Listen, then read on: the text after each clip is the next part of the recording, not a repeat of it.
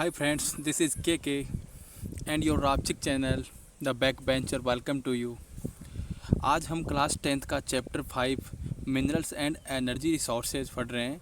जैसा कि हमने इस चैप्टर के पार्ट 1 और 2 को कंप्लीट किया और रिसेंटली हमने जो पार्ट 2 के कंप्लीट किया उसमें हम जो परंपरागत ऊर्जा के स्रोत थे जिनमें हम कोयले के बारे में पढ़े थे, आज हम उसी क्रम को थोड़ा आगे जारी रखेंगे और कुछ और परंपरागत स्रोत हैं उनके बारे में जानने की कोशिश करेंगे। तो लेट्स स्टार्ट। सबसे पहले देखिए पेट्रोलियम। पेट्रोलियम भारत में कोयले के पश्चात ऊर्जा का दूसरा प्रमुख साधन है।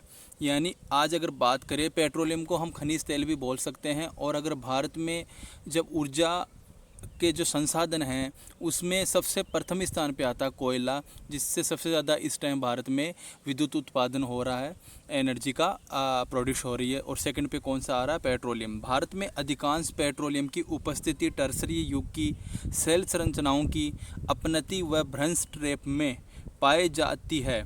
प्राकृतिक गैस हल्की होने के कारण खनिज तेल के ऊपर पाई जाती है।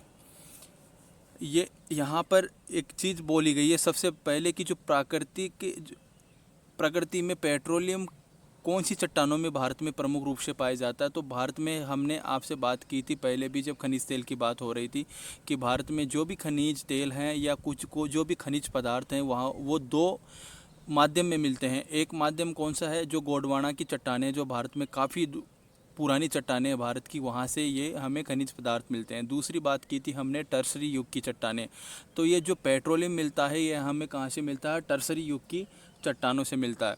टर्सरी युग की जो सेल होती हैं, चट्टानें होती हैं, जो अपनति होकर यानी एक चट्टान ऊपर या एक चट्टान नीचे हो जाती हैं, एक दूसरे से ऊपर नीचे हो जाती हैं, या उनकी जो भ्रंश होते हैं यानी चट्टानें आपस में टूट जाती हैं तो उनके बीच में जो भ्रंश हो जाते हैं, जगह हो जाती है, उस ट्रैप में क्या पाया जाता है? पेट्रोलियम वहाँ पर अत्यधिक मात्रा में पाया जाता है। उसकी अगर पेट्रोलियम की तुलना में प्राकृतिक गैस की बात करें तो यहाँ पर क्या होती है? वह हल्की होती है, लाइट होती है खनिज तेल से। तो जो खनिज तेल होता है वो थोड़ा हैवी होता है, वह इन भ्रंश ट्रैप के अंदर नीचे की तरफ बैठा रहता है और गैस इससे ऊपर रहती है। अब बात करते हैं भारत में प्रमुख पेट्रोलियम उत्पादक क्षेत्र। उसमें आते हैं मुंबई हाई, अंकलेश्वर, ये प्रसिद्ध गुजरात का एक पेट्रोलियम उत्पादक क्षेत्र है। अंकलेश्वर गुजरात हो गया, डिगबोई, नहरकटिया और मोरन हुगरीजन, ये तीनों क्षेत्र कहाँ पर हैं? असम में प्रमुख पेट्रोलियम उत्पादक राज्य हैं। और अगर बात करें भारत में, जो असम सबसे ज़्यादा पेट्रोलियम उत्पादक राज्य है और शुरू से यहाँ पर काफ़ी प्राचीन समय से यहाँ भारत में क्या किया जाता था? पेट्रोलियम या खनिज तेल का दोहन किया जाता था। अंकलेश्वर भी वर्तमान में काफ़ी मात्रा में तेल का उत्पादन कर रहा है। तो ये बात होगी पेट्रोलियम की। और नेक्स्ट देखते हैं हम यहाँ पर अभी बात करेंगे किसकी? प्राकृतिक गैस की। तो प्राकृतिक गैस के बारे में देखिए, नेचुरल गैस एक important eco friendly energy resource है। इसे वर्तमान शताब्दी का ईंधन भी कहते हैं। अगर बात की जाए प्राकृतिक गैस की, प्राकृतिक गैस क्या होती है कि इससे जब हम ईंधन प्राप्त करते हैं या कोई भी एनर्जी से प्राप्त करते हैं तो इससे कार्बन डाइऑक्साइड का उत्सर्जन काफ़ी कम होता है, जिससे यह क्या एक इको फ्रेंडली सोर्स है किसका? एनर्जी का। इसलिए इसको जो वर्तमान शताब्दी है उसका हम ईंधन भी कहते हैं। वर्तमान शताब्दी का ईंधन कहाँ पाई जाती है? देखिए, कृष्णा गोदावरी बेसिन, मुंबई हाई, अंडमान निकोबार द्वीप समूह में प्राकृतिक गैस के विपुल भंडार प्राप्त हैं हमें।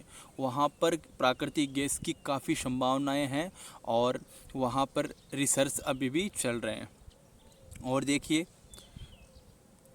1700 किलोमीटर लंबी, ये इम्पोर्टेंट है, इसको देखिएगा, 1700 किलोमीटर लंबी हजीरा, विजयपुर और जगदीशपुर, जिसको हम शॉर्ट में बोलते हैं HVJ गैस पाइपलाइन। यह पाइपलाइन कहाँ से है? यह है मुंबई हाई और बाशिन, यानी जो एरिया हैं जहाँ पर खनिज तेल निकलता है या प्राकृतिक गैस निकलती है, को कहाँ जोड़ती है, पश्चिम से जोड़ते हैं और नॉर्थ इंडिया से जोड़ता है।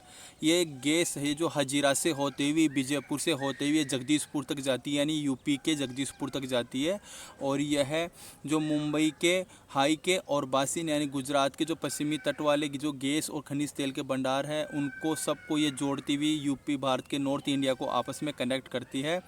और साथ ही नॉर्थ इंडिया के उर्वरक, विद्युत व अन्य उद्योगों को भी आपस में यह कनेक्ट करती है। इसलिए यह very very important gas pipeline है, भारत की सबसे इस टाइम सबसे बड़ी है। और ये हजीरा विजयपुर जगदीशपुर के नाम से जानी जाती है। इसको आप थोड़ा ध्यान में रखिएगा। तो ये बात की हमने यहाँ पर अभी पेट्रोलियम और प्राकृतिक गैस की। ये आपके सामने एक कुछ इमेज हम शो कर रहे हैं, देखिए ये क्या है। इस इमेज को देखते आपके मूड में आएगा कि ये एक एटॉमिक या आणविक शक्ति केंद्र है, जहाँ पर एटॉमिक एनर्जी या के रिएक्टर्स हमें दिखाई दे रहे हैं। ये आप साफ साफ यहाँ देख पा रहे हैं। ये देखिए, ये कुछ रिएक्टर्स हैं जिसके अंदर परमाणु के अणु जो होता है, जिसको हम यूरेनियम या थोरियम, क्योंकि भारत में जो भी एनर्जी प्राप्त की जाती है किससे, परमाणु एनर्जी, वह है किससे, थोरियम से और यूरेनियम के थ्रू हमें प्राप्त होती है। और ये एक नमूना है उसी प्लांट का जहाँ से हमें आणविक शक्ति या फिर यहाँ पर जो परमाणु ऊर्जा प्राप्त हो रही है। अभी इसके बारे में पढ़ते हैं नेक्स्ट में। देखिए यहाँ पर बात हो रही है गैर परंपरागत ऊर्जा सोर्स। तो अभी जो बात की हमने, कोयला हुआ, पेट्रोलियम हुआ, प्राकृतिक गैस हमारा, ये सभी क्या थे, परंपरागत। अभी हमारे आएंगे गैर परंपरागत सोर्स हैं, जो अभी वर्तमान में जिनकी खोज की गई है और जो अभी नए हैं, जिनकी अभी वर्तमान में और भविष्य में काफ़ी संभावनाएं हैं दोहन करने की। देखिए आज के समय में नवीकरण ऊर्जा संसाधन जैसे कौन कौन से, सौर ऊर्जा हो गया, पवन ऊर्जा, ज्वारीय ऊर्जा, जैविक ऊर्जा तथा अवशिष्ट पदार्थ जनित ऊर्जा के उपयोग की बहुत ज़रूरत है। और इन्हीं को हम क्या कहते हैं, गैर परंपरागत ऊर्जा सोर्स भी कहते हैं, और इनकी काफ़ी आवश्यकता भी है। तो इसी क्रम में सबसे पहले हम पढ़ेंगे किसके बारे में, परमाणु तथा आणविक ऊर्जा, जिसकी मैंने अभी आपको इमेज दिखाई, जो कुछ रिएक्टर्स थे परमाणु ऊर्जा के।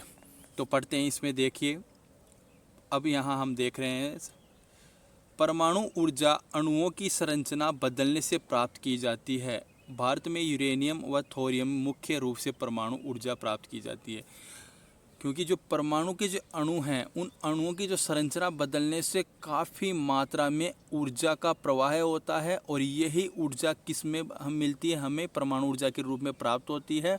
और यह परमाणु के कौन कौन से अणुओं से मिलती है, यूरेनियम और थोरियम, ये स्पेशल हैं। इनसे ही भारत में अभी तक सबसे ज़्यादा परमाणु ऊर्जा का उत्पादन किया जा रहा है। अभी हम इसके बारे में काफ़ी इम्पोर्टेंट चीज़ें भी देखेंगे एक एक करके। देखिए अगला, देखिए भारत का पहला परमाणु ऊर्जा प्लांट तारापुर महाराष्ट्र में 1969 में यूएसए की सहायता से स्थापित किया गया था। कब, 1969 में। और किसकी सहायता से किया गया था, यूएसए की सहायता से। कहाँ, तारापुर महाराष्ट्र में। सेकंड देखिए, वर्तमान में भारत की कुल ऊर्जा उत्पादन में परमाणु ऊर्जा उत्पादन का कितना पार्ट है, 4% से भी कम है। यह काफ़ी कम है, इसकी बढ़ाने की संभावनाएं काफ़ी अभी और उम्मीदें हैं कि ये काफ़ी और काम करना बाकी है।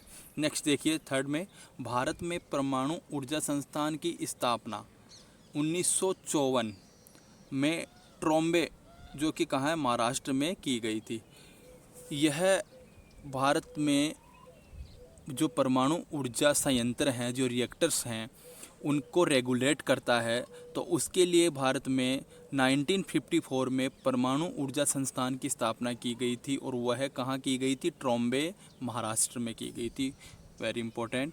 अब नेक्स्ट देखिए, भारत के प्रमुख ऊर्जा प्लांट कौन से ऊर्जा प्लांट, परमाणु ऊर्जा प्लांट कहाँ कहाँ है, देखिए रावतभाटा राजस्थान में, नरोरा यूपी में, केगा कर्नाटका में, काकरापार गुजरात में, कलपक्कम व कुड़ानकुलम तमिलनाडु में। ये इम्पोर्टेंट जो एटॉमिक रिएक्टर प्लांट हैं भारत में, उनके बारे में हमने बात की। लास्ट का देखिए इस इम्पोर्टेंट पॉइंट, भारत का पहला आणविक ऊर्जा रिएक्टर जिसका नाम था अप्सरा, 1956 में स्थापित किया गया था। वर्तमान में भारत में 20 परमाणु रिएक्टर काम कर रहे हैं। वेरी इम्पोर्टेंट देखिएगा कि जो भारत का पहला परमाणु ऊर्जा संयंत्र था, जिसको रिएक्टर्स बोलते हैं हम इंग्लिश में, वह है, उसका नाम था अप्सरा। वह अभी हाल ही में सुर्खियों में रहा था क्योंकि उसको बंद कर दिया गया था, अभी उसको शट डाउन कर दिया गया था। वह कब? 1956 में। देखिएगा ये दो हमारे पास डेट आई है। 1954 में परमाणु ऊर्जा संस्थान की स्थापना की गई और उसके 2 साल बाद में 1956 में जो परमाणु ऊर्जा रिएक्टर था भारत का पहला, उसका नाम था अप्सरा, उसकी स्थापना की गई। और ये कहाँ है? वहीं ट्रॉम्बे, महाराष्ट्र में इसकी स्थापना की गई थी। और वर्तमान में भारत में लगभग 20 परमाणु रिएक्टर अभी क्या है? वर्किंग कंडीशन में है। ये हमने बात की। अभी हम इसको मैप में देखेंगे आपके सामने। इंडिया का एक मैप है और इस मैप में देखिए, यहाँ पर हम देखते हैं सबसे पहले एक तो साइट है पोखरण साइट। पोखरण साइट में भी अभी हाल ही में परमाणु रिएक्टर प्लांट वहाँ पर एक्टिवेट हुआ है। उसके अलावा जो राजस्थान का फेमस और इंडिया का भी फेमस है परमाणु रिएक्टर प्लांट हुआ है, ये देखिए यहाँ पर आपको दिखेगा, राजस्थान एटॉमिक पावर प्लांट बोलते हैं, जो कहाँ पर स्थित है? रावतबाटा, कोटा में। दूसरा ये देखिए ऊपर, ये हम यूपी की डायरेक्शन में अगर देखेंगे तो ये है कौन सा? नरोरा, जो कहाँ पर था? यूपी में। ये देखिए काफ़ी famous Kakrapar atomic power plant कहाँ है? गुजरात में है। जस्ट उसके नीचे देखिए तारापुर न्यूक्लियर प्लांट, ये है रिएक्टर प्लांट, कहाँ पर स्थित है? महाराष्ट्र में। नीचे आएंगे, अगर थोड़ा नीचे चलेंगे तो अब देखिए ये है केगा एटॉमिक पावर प्लांट, जिसकी बात की थी हमने, कहाँ पर है? कर्नाटका में। और लास्ट देखिए कलपक्कम न्यूक्लियर रिएक्टर या प्लांट। और इसके साथ में अभी भारत ने थोड़े दिन पहले रसिया की सहायता से, जो काफ़ी सुर्खियों में रहा था वहाँ के स्थानीय लोगों के और भारत के जो एनजीटी बोलते हैं हम, नेशनल ग्रीन ट्रिब्यूनल, उसके बीच में कुछ विवाद चल रहे थे उसकी स्थापना के मद्देनज़र। तो वह कौन सा था? कुडनकुलम, जिसकी हमने बात की थी। वह भी कहीं रूस की सहायता से कहाँ स्थापित है? यहीं पर, कहाँ? तमिलनाडु में। तो कलपक्कम हो गया और कुडनकुलम हो गया। ये हमने ब्रीफली जाना भारत के जो इम्पोर्टेंट पावर प्लांट थे, रिएक्टर्स थे, उनके बारे में मैप की सहायता से। तो नेक्स्ट देखते हैं, ये कुछ गैर परंपरागत जो सोर्स हैं उनको हम ब्रीफली और देखेंगे। दूसरा है सौर ऊर्जा, जिसको आप सोलर एनर्जी भी बोलते हैं। भारत एक उष्णकटिबंधीय देश है और सौर ऊर्जा के दोहन की यहाँ असीम संभावनाएं हैं। फोटो वोल्टेनिक टेक्निक द्वारा धूप को हम सीधे किस में परिवर्तित करते हैं? इलेक्ट्रिसिटी में परिवर्तित करते हैं उसको। तो क्या कि सबसे पहले बात तो ये हो रही है कि भारत कहाँ है?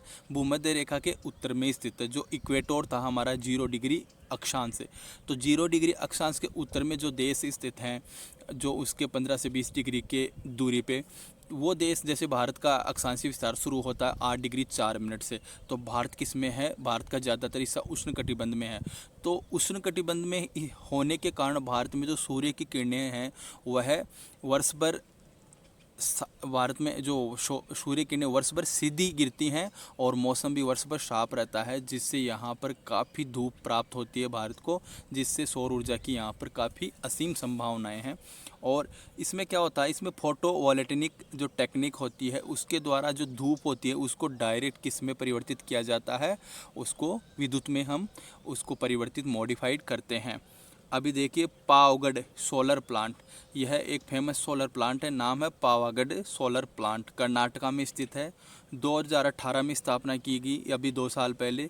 वर्तमान में यह प्रेजेंट में यह 600 मेगावाट बिजली उत्पादन करके भारत में सौर ऊर्जा उत्पादन में प्रथम स्थान रख रहा है। अभी कैपेसिटी में अगर बात करें तो और भी ऊर्जा प्लांट हैं, अगर क्षेत्र में करें तो काफ़ी एरिया में और भी हैं, एमपी में भी है। बट अगर वर्तमान में वर्किंग कंडीशन देखेंगे हम कि वर्किंग में कौन है और बिजली उत्पादन कर रहा, तो यही है कौन सा? Pavagadh solar plant. 600 यहाँ पर कितनी हो रही है? 600 मेगावाट बिजली का यहाँ पर प्रोडक्शन हो रहा है। आगे देखिए कुछ इम्पोर्टेंट और जाते जाते कुछ पॉइंट देखेंगे। भारत में पवन ऊर्जा की महान संभावनाएं हैं। जैसे बात हुई थी सोलर एनर्जी की, वैसे भारत में क्या होता है, वर्ष भर मौसम साफ रहता है, हवाएं चलती रहती है, तो यहाँ पर जो पवन ऊर्जा है जिसको विंड एनर्जी बोलते हैं, उसकी भी काफ़ी अच्छी संभावनाएं हैं। और भारत में कहाँ पर, नागरकोइल, यह आप इस नाम को याद रखिएगा, वेरी इंपॉर्टेंट है। नागरकोइल जो तमिलनाडु में है, और जैसलमेर राजस्थान देश में पवन ऊर्जा के सबसे प्रभावी प्रयोग के लिए जाने जाते हैं। यहाँ पर अभी तक सबसे अच्छे विंड एनर्जी के प्रैक्टिकल किए जा रहे हैं और प्रायोगिक रूप से यहाँ पर प्लांट स्थापित किए जा रहे हैं। नेक्स्ट देखते हैं, भारत में खंबात की खाड़ी, कच्छ की खाड़ी तथा पश्चिमी तट पर गुजरात में, और अगर पश्चिमी बंगाल में बात करें तो सुंदरवन के क्षेत्र में जो गंगा नदी का डेल्टा है, ज्वारीय तरंगों द्वारा ऊर्जा उत्पन्न करने की वहाँ पर क्या है, आइडियल वहाँ दशाएं हैं, वहाँ का आइडियल मौसम है वहाँ का। एक्चुअल में एक बार फिर देखिएगा, खंबात की खाड़ी जो गुजरात के पास में स्थित है, वहाँ पर जो किस में है, अरब सागर में। कच्छ की खाड़ी वो भी वहीं पर है, तथा जो पश्चिमी तट पर गुजरात, जो पश्चिमी तट है हमारा पूरा, वहाँ गुजरात में। और पश्चिमी बंगाल में जो सुंदरवन का क्षेत्र था, गंगा नदी का डेल्टा था, वहाँ पर जो ज्वारीय तरंगें होती हैं, मतलब ज्वार बाठा वहाँ पर सबसे ज़्यादा आता है। तो ज्वार बाठे के आने से पानी एक बार इकट्ठा होगा और फिर एक बार बह के किनारों पे जाएगा ज्वार आने पे।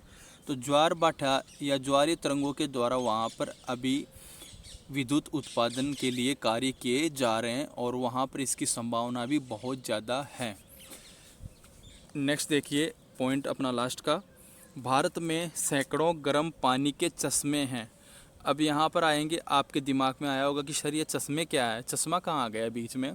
एक्चुअल में चश्मे से मतलब है कि जो गर्म पानी के कुछ पॉन्ड होते हैं, जिनको आप तालाब बोलते हो, ऐसे जो तालाब होते हैं उनको स्थानीय भाषा में क्या बोला जाता है, चश्मे बोला जाता है। तो ऐसे चश्मे आप देखोगे कई बार न्यूज़ में आते रहते हैं कि जैसे अगर बात करें स्पेशल हम नॉर्थ इंडिया में जो पहाड़ी क्षेत्र हैं, या स्पेशल नॉर्थ ईस्ट इंडिया के अंदर जो तिब्बत या फिर इधर वाले दो नॉर्थ ईस्ट के स्टेट हैं, वहाँ पर ऐसे ऐसे तालाब हैं, ऐसे ऐसे झरने हैं, जो गर्म पानी वहाँ से नेचुरल रूप से हमें क्या होता है, प्राप्त होता है। वहाँ के जो तिब्बत वाले एरिया है, वहाँ पर लोग क्या करते हैं, उनमें जैसे आलू चावल भी उसी पानी में उबाल लेते हैं। तो वो पानी को अगर हम इलेक्ट्रिसिटी के रूप में उसको देखें, एक सोर्स के रूप में देखें, तो इससे भी उसको बोलते हैं, हम क्या बोलते हैं, भूतापीय ऊर्जा। मतलब वो गर्म क्यों हो रहा है, जो वहाँ की जो भू है, पृथ्वी है, उसकी गहराई से, उसके ताप से वह क्या है, काफ़ी गर्म है, और इसी से एनर्जी भी प्रोडक्शन की जा रही है वर्तमान में, और उसकी संभावनाएं बहुत अच्छी हैं भविष्य में। तो भारत में यह सैकड़ों गर्म पानी की जो चश्मे हैं, इनका विद्युत उत्पादन में प्रयोग किया जा रहा है। और भूतापीय ऊर्जा के दोहन के लिए भारत में अभी 2 परियोजनाएं प्रायोगिक रूप से की जा रही है, या प्रैक्टिकल किया जा रहा है, एक्सपेरिमेंट किया जा रहा है। देखिए कहाँ कहाँ है, वेरी इंपॉर्टेंट। पहली है हिमाचल प्रदेश में मणिकर्ण के निकट पार्वती घाटी। हिमाचल प्रदेश है, हिमाचल प्रदेश के अंदर मणिकर्ण एक जगह है जो कि पार्वती घाटी है, वहाँ पर इसकी हम प्रैक्टिकल रूप से इसका अभी एक्सपेरिमेंट कर रहे हैं वहाँ पर। और दूसरा है लद्दाख में पूगा घाटी, वहाँ पर भी इसके प्रयोग किए जा रहे हैं एनर्जी प्राप्त करने के, किससे, भू तापीय एनर्जी। तो ये हुआ हमारे जो गैर परंपरागत सोर्स थे, और कुछ हमारे जो बचे हुए थे परंपरागत सोर्स, जिसको हम पेट्रोलियम प्राकृतिक गैस बोलते हैं, उन सब के बारे में हमने जाना। और बीच में हमने कुछ इम्पोर्टेंट थे जो आपके एग्ज़ाम में डायरेक्टली आपको पूछे जाते हैं, जो परमाणु या एटॉमिक एनर्जी प्लांटों से संबंधित कुछ फैक्ट थे, वो भी हमने यहाँ पर अच्छे से जाना। और कुछ और भी जो नूतन एनर्जी के सोर्स थे उनके बारे में जाना। और आशा है कि आपको समझ में आया होगा, जो मैप की सहायता से दिया होगा वो आपके दिमाग में अच्छे से बैठा होगा। तो इसी के साथ हम विदा लेते हैं। Thank you for watching. जय हिंद, जय भारत।